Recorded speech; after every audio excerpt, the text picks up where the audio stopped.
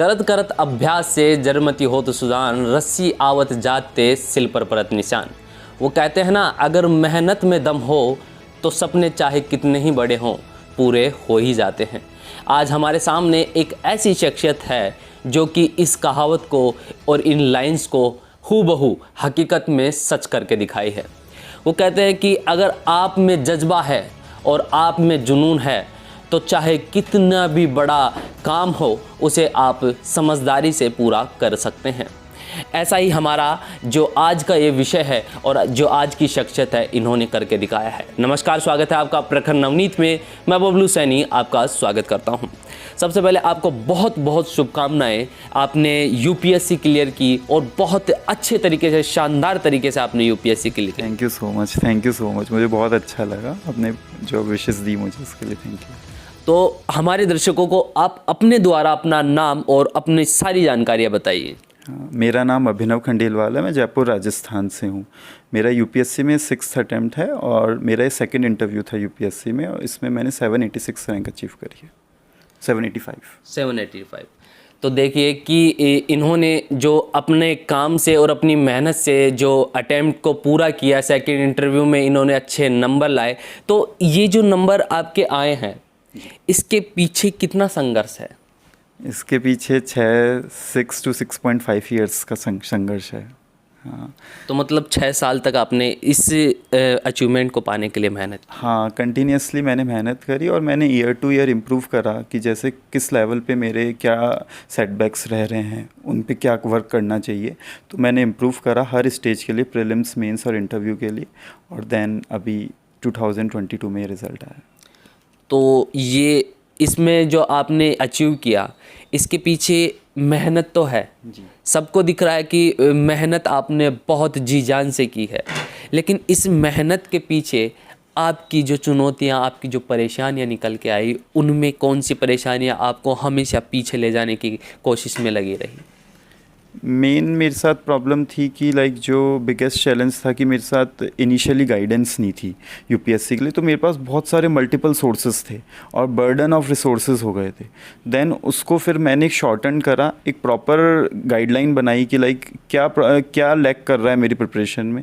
Then उस पर work करा मैंने, और उसको एक बहुत लिमिटेड रिसोर्सेज को विथ सिलेबस मैंने कंपाइल करा। देन उस पर वर्क करा और देन फिर रिजल्ट्स आना स्टार्ट हुए। तो रिज़ल्ट आना स्टार्ट हो गया। अच्छा, तो इसी के साथ साथ में आपको मतलब बॉडी से संबंधित भी कोई परेशानियां हैं? मेरी आइज़ में प्रॉब्लम है, जैसे मेरा विजुअली इम्पेयर्ड कैटेगरी है, तो मुझे थोड़ा सा स्मॉल फॉन्ट्स हैं वो देखने में प्रॉब्लम होती है। तो मुझे नोट्स वगैरह बिगेस्ट फॉन्ट में चाहिए होता है, या मैं कंटिन्यूसली नहीं टाइम डिवोट कर सकता पढ़ाई के लिए। तो मैं को एक गैप्स लेने पड़ते हैं, या एक ऑडियो बुक्स की हेल्प लेनी पड़ती है, या अगर जैसे एग्ज़ाम टाइम में है 14 to 15 आवर्स भी पढ़ना पड़ रहा है, तो मुझे रीडर वगैरह की हेल्प भी चाहिए होती है। तो रीडर की हेल्प चाहिए जी। अच्छा, तो मतलब इन्होंने जो खूबसूरत बात कही है, इससे मोटिवेशन इस प्रकार से मिलता है कि कोई भी परेशानी आपको रोक नहीं सकती।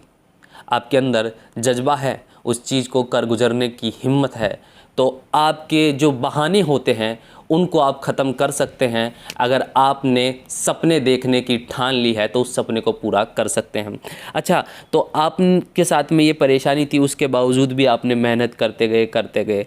कभी एक ऐसा मोमेंट आया लाइफ में कि नहीं यार, 6 साल बहुत लंबा टाइम होता है, तो ऐसा कभी मोमेंट आया कि नहीं यार बहुत हुआ, अब रहने देते हैं, कुछ और करते हैं?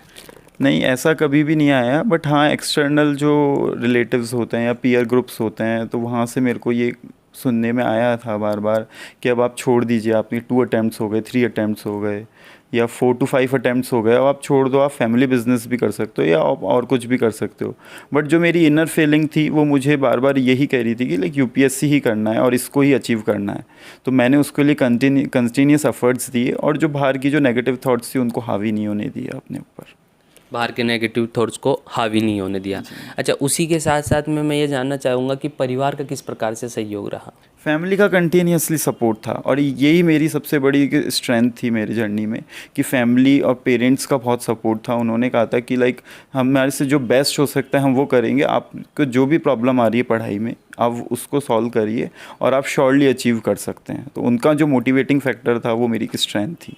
अच्छा, तो परिवार जो कि हर किसी की एक मजबूती होती है, परिवार के ये शब्द ही काफ़ी होते हैं कि तू कर, हम तेरे साथ में हैं, वो चीज़ आपको भरपूर मात्रा में मिले। और मुझे कंटिन्यूसली पेरेंट्स का, ब्रदर सिस्टर का, सबका सपोर्ट मिला।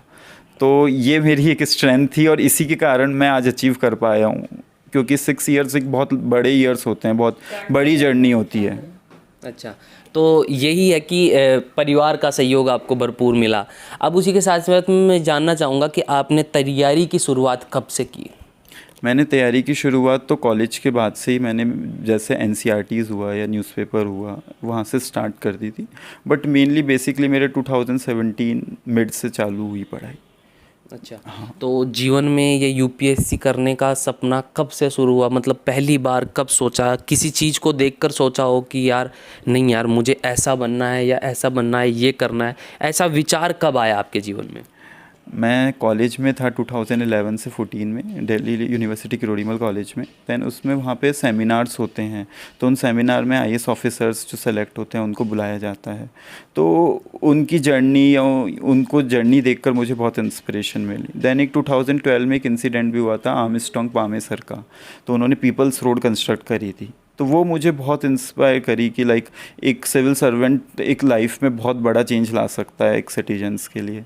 तो देन मैंने डिसाइड करा कि मुझे ये चीज़ करनी है, ये चीज़ करनी है। अच्छा, तो ये देखिए कि इन्होंने जो अपने दिमाग में यूपीएससी करने का जो सपना आया, इन्होंने जिस प्रकार से ये बता रहे हैं कि कॉलेज के दिनों में इनको जो आईएएस ऑफिसर वगैरह आते थे उनकी जो स्पीच होती थी उनसे ये इतना प्रभावित हुए कि जीवन में इन्होंने मकसद बना लिया कि मुझे भी सोसाइटी में चेंज लाने के लिए यूपीएससी करना है। और आज हमारे सामने ये शख्सियत यूपीएससी क्लियर करके बैठी है।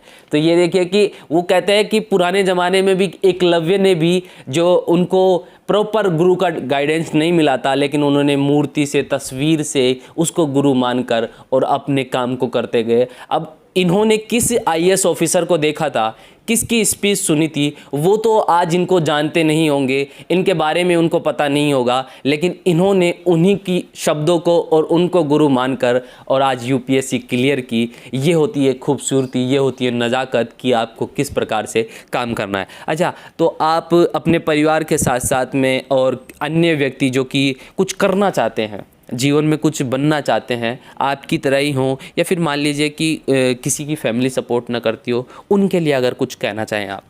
हाँ, मैं यही कहना चाहता हूँ, जैसे जो भी बच्चे अगर तैयारी करना चाह रहे हैं तो उनके पेरेंट्स को, कि उनका बहुत बड़ा फैक्टर रहता है उनके सक्सेस में, तो उनको मोटिवेट करें। अगर वो किसी भी स्टेज पर अगर डिमोटिवेट हो रहे हैं तो पेरेंट्स को उनको मोटिवेट करना चाहिए और प्रेशराइज़ नहीं करना चाहिए। अगर वो लाइफ में कुछ भी करना चाह रहे हैं तो उस दिशा में उनको सपोर्ट करना चाहिए, ना कि अपन अपनी इच्छाएँ उन बच्चों पर थोपी जाए। तो ये एक सबसे बड़ा इम्पॉर्टेंट फैक्टर रहता है, क्योंकि आजकल मेजरली पेरेंट्स अपने बच्चों को एक सुपरमैन बनाना चाहते हैं, सुपर हीरो की, जैसे कि आपको आईएएस ही करना है, आपको इंजीनियर ही बनना है, ये करना है। बट उसकी जो विल पावर कह रही है, उसका जो इनर थॉट है ना, उसको आगे कंटिन्यू करके उसको सपोर्ट करना चाहिए पेरेंट्स को। अच्छा, तो आपने तैयारी के दौरान आपको घर से बाहर रहना पड़ा? जी। तो बाहर कब से कब तक रहे और वहाँ पर जाने के बाद में क्या क्या परेशानी आई? मेरी परेशानी ऐसा सच कुछ नहीं आई, क्योंकि मेरा जो था कि मेरे को ये था कि मुझे कुछ करना है, और फैमिली से मैं जैसे कॉलेज में बाहर से ही करा, तो उस टाइम मैं बहुत यूज्ड टू हो चुका था बाहर रहने के लिए, या बाहर की क्या लाइफ स्टाइल है, क्या स्ट्रगल्स आएंगे बाहर रहने में। तो उनको ओवरकम करने में मेरे को कोई दिक्कत नहीं आई मेरी यूपीएससी की जर्नी में, जिस टाइम मैं बाहर भी रह रहा था और कंटिन्यूसली अपनी पढ़ाई भी कर रहा था। कंटिन्यूसली? अच्छा, पढ़ाई कर रहे थे, तो पढ़ाई के दौरान आपने जब जयपुर छोड़ा तो उसके बाद में जब जयपुर में आपने तैयारी की शुरुआत की थी, तो जयपुर को छोड़ने का क्या कारण रहा? मेरा मेन ये था कि मेरे को एक एनवायरनमेंट चाहिए था जहाँ पर मैं एक गाइडेंस भी ले सकूँ और विदाउट एनी डिस्टर्बेंस या डिस्ट्रैक्शन मैं पढ़ाई पे पूरा फुल फोकस कर सकूँ। तो मेरे को थोड़ा फैमिली में मेरे को थोड़ा डिस्टर्बेंस था, लाइक जॉइंट फैमिली है, तो थोड़ा सा मेरे को प्रॉब्लम होती थी उस कारण कि एक कंसंट्रेशन नहीं बन पा रहा है, फंक्शंस हैं या बहुत गैदरिंग्स हैं, बहुत कुछ डिस्टर्ब कर रही थी। तो मेरे को एक फुल फोकसली पढ़ाई करनी थी, तो मैंने लाइब्रेरी ज्वाइन करी वहाँ पर और एक कंसिस्टेंटली पढ़ाई करी पूरी। अच्छा, तो मैं आपसे ये जानना चाहूँगा सर कि आँखों को लेकर जो प्रॉब्लम है, ये कभी जीवन में जैसे और स्टूडेंट्स को देखकर कभी ऐसा लगा कि यार ये मेरे साथ में ऐसा कुछ क्यों हुआ, या फिर किसी ने कभी कोई स्पेशल ट्रीट किया हो? नहीं, ऐसा सच कभी नहीं लगा, क्योंकि उस थॉट को मैंने कभी अपने ऊपर हावी नहीं होने दिया है। मैंने कहा कि जो भी मेरे चैलेंजेस है उनको ओवरकम करना है और सक्सेस हासिल करनी है। तो एटीट्यूड हमेशा यही रखा, तो मेरे को कभी भी वो चीज़ ऐसी नहीं लगी कि यार ये क्यों है, क्या है, या उन्हीं चीज़ों में उलझे हुए हैं, उनसे बाहर ही नहीं निकल पा रहे हैं। कभी भी दिक्कत आई उसको सॉल्व करने के एटीट्यूड से आगे बढ़ते रहे और उसको सॉल्व करा। तो ये इन्होंने जो खूबसूरत बात कही है वो ये है कि परेशानियाँ और जो मेरे साथ में जो कमियाँ थी उनको मैंने नज़रअंदाज किया, और मुझे जो एटीट्यूड रखना था, जो मेरा फोकस था, मैं उस पर ध्यान दिया, ना कि मेरी चुनौतियों पर, परेशानियों पर। और यही एक सफल व्यक्ति की पहचान होती है कि वो अपनी परेशानियां और चुनौतियों को नज़रअंदाज करते हुए अपने सपनों की ओर और अपने लक्ष्य की ओर निरंतर चलता रहता है, और वो एक दिन ऐसे व्यक्ति के रूप में हमारे साथ में मौजूद होता है। ये थी हमारे साथ में ऐसी शख्सियत जो आप सभी को, जो नए बच्चे हैं, जो कि इस क्षेत्र में नहीं अन्य क्षेत्रों में भी कुछ करना चाहते हैं, प्रेरणा बनना चाहते हैं, उन सभी के लिए ये एक मार्गदर्शन का काम कर रहे हैं कि किस प्रकार से कार्य को किया जाता है और पूरा किया जाता है। तो अब हम बात करेंगे जो अभिनव हैं, जिन्होंने अपनी कामयाबी का परचम पूरे दुनिया में दिखाया है कि किस प्रकार से मेहनत का फल जब मिलता है तो परिवार के चेहरे पर भी हंसी और रौनक लौट आती है। ऐसा ही कुछ हुआ है। अब हम बात करेंगे अभिनव के माता और पिता से कि आखिर इन्हें कैसा लग रहा है। आपको बहुत बहुत शुभकामनाएं कि आपके बेटे ने ऐसा कर दिखाया जिस चीज़ को करने के लिए करोड़ों लोग सपना देखते हैं। तो कैसा लग रहा है आपको? मेरे को बहुत अच्छा लग रहा है। मैं कभी सोच भी नहीं सकती थी लाइफ में ऐसा हो सकता है, जो आज मेरे को देखने को मिल गया। अच्छा, तो अपने बेटे की इस मेहनत को, इस काम को आप किस प्रकार से देखते हैं? मैं इसको देखती हूँ ये कितनी मेहनत करता है, कितना स्ट्रॉन्ग है, इसमें कितनी अंदर से भावनाएं ऐसी है कि ये अपने आप को कंट्रोल नहीं कर पाता, आगे बढ़ता रहता है। अच्छा, तो कभी आपको इन्होंने आकर कोई परेशानियां सुनाई तैयारी के दौरान? नहीं, कुछ ही परेशानी नहीं सुनाई इसने। ये बहुत स्ट्रॉन्ग है, इसने मेरे को कोई परेशानी नहीं सुनाई। मैं ही अपने आप में परेशान होती थी। नहीं, बच्चे को एक होता है ना कि बेटे का माँ से और बेटी का बाप से जुड़ाव होता है, तो कभी आकर बोला या मम्मी मेरे से मतलब परेशानियां हो रही हैं? इसने कभी नहीं बोला। मैं खुद इसको देख के परेशान होती थी, लेकिन इसने कभी नहीं बोला कि मैं परेशान हूँ। अच्छा, मतलब आपको कभी नहीं, बस हमेशा मेहनत करते गए? मेहनत, हमेशा आगे बढ़ता रहा है मेहनत करके। अच्छा, तो आप पिता हैं, कैसा लग रहा है आपको समाज में आपके बेटे ने, जो हर बाप का सपना होता है कि मेरा बेटा कुछ कर गुजरे, ऐसा करे कि मैं सोसाइटी में सबके सामने खड़ा होकर कह सकता हूँ कि मेरा बेटा है, तो ये वाला मोमेंट आज आपको मिला है, क्या लग रहा है आपको? मुझे आज कहते हुए बड़ा गर्व हो रहा है कि मेरा बेटा आज IAS में सेलेक्ट हुआ है, और इस समाज के लिए गौरव की बात है और परिवार के लिए गौरव की बात है। हमारा जॉइंट फैमिली है और जॉइंट फैमिली में सब लोग बहुत खुश हैं इस बात से कि हमारा बेटा आज IAS में सेलेक्ट हुआ है। तो एक ये होता है ना कि जब बेटा मेहनत कर रहा होता है उस समय एक बाप को एक डर रहता है कि यार कभी होगा नहीं होगा, अगर नहीं हुआ तो क्या होगा। स्वाभाविक सी बात है, हर पिता को होता है अपने बेटे को, अगर किसी चीज़ में आप डाल रहे हो 6 साल तक वो मेहनत कर रहा है, रिजल्ट अच्छा नहीं निकल के आ रहा है, तो कभी ऐसा सोचा कि यार अब वापस बुला लेते हैं? नहीं, मुझे बच्चे पे पूरा कॉन्फिडेंस था कि ये ज़रूर एक दिन सफल होगा। ठीक है, समय कुछ ज़्यादा लग सकता है, परंतु सफल ज़रूर होगा, क्योंकि भगवान का हमारे ऊपर बहुत बड़ा आशीर्वाद है। क्या कहना चाहेंगे अपने बेटे को, पास में बैठे हैं?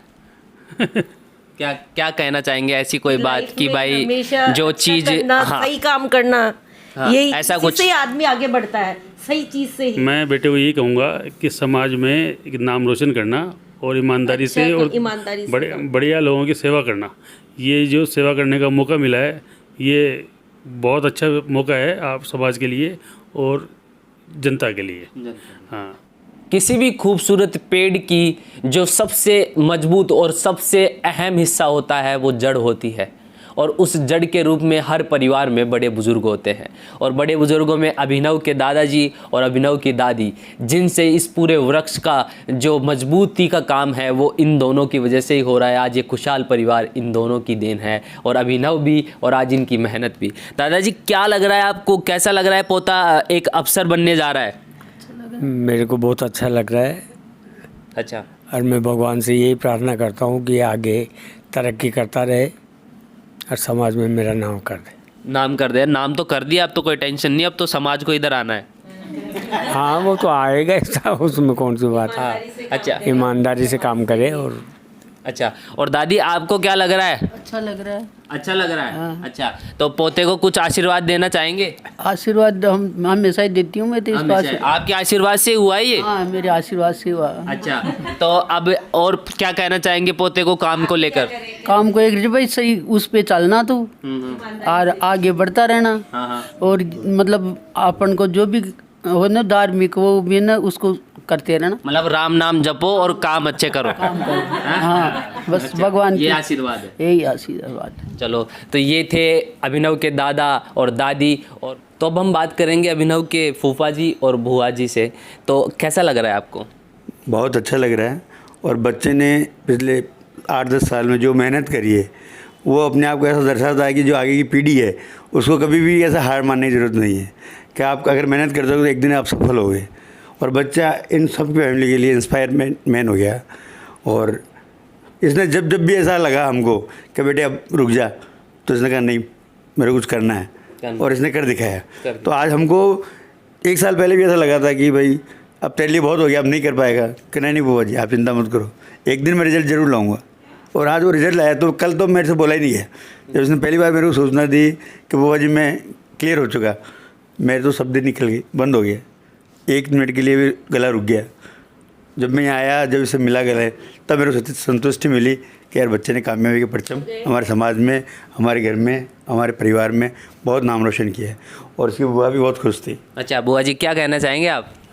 बहुत प्राउड फील हो रहा है, बहुत अच्छा लग रहा है कि भतीजे ने नाम रोशन किया है परिवार का। रावत फैमिली पूरी बहुत खुशियाँ मना रही है और बधाइयाँ हर तरफ से मिल रही है। तो मैं भी इसको यही बधाई दूंगी कि आगे ये तरक्की करता रहे और समाज में जो भी है अच्छा काम करे।